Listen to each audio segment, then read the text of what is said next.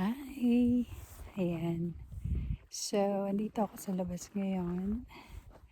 Temperature is -5. But, natutuwa kasi ako because it's a sunny day. Ayan. Tingnan ninyo yung bubong. Wala nang snow. So, kahapon kasi, medyo maaraw siya. So, nagmelt yung mga snow sa bubong.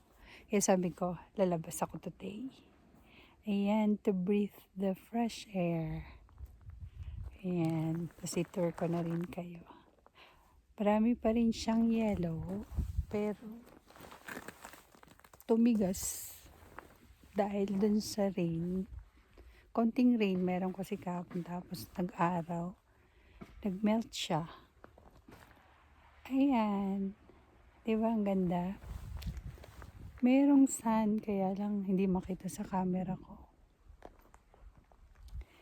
Ayan. Diba ang sarap maglakad? At saka kaya pala ako lumabas kasi nakita ko, oh, tingnan nyo. Nakikita na yung lupa, diba? Sun. Oh, diba? Kasi nagmelt siya. Siguro dahil mainit yung ibabaw ng lupa, kaya nagmelt yung snow.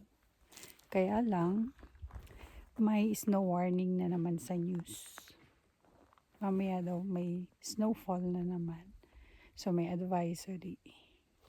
So kaya sabi ko, bago mag-snow, lalabas muna ako.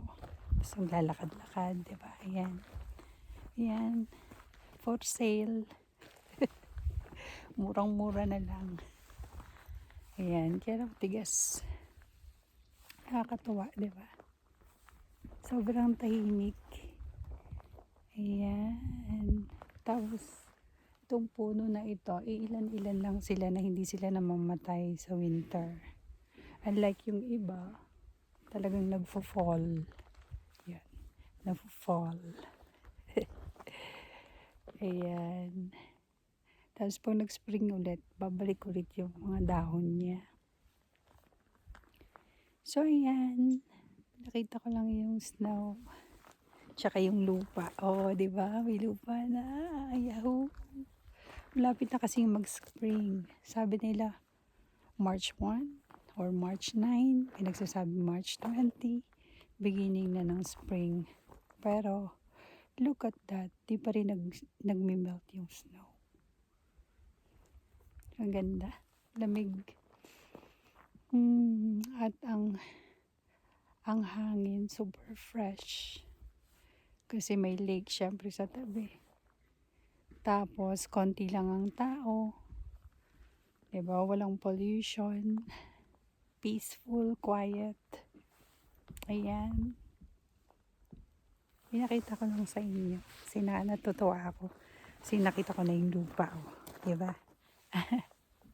So, yun lang. Bye!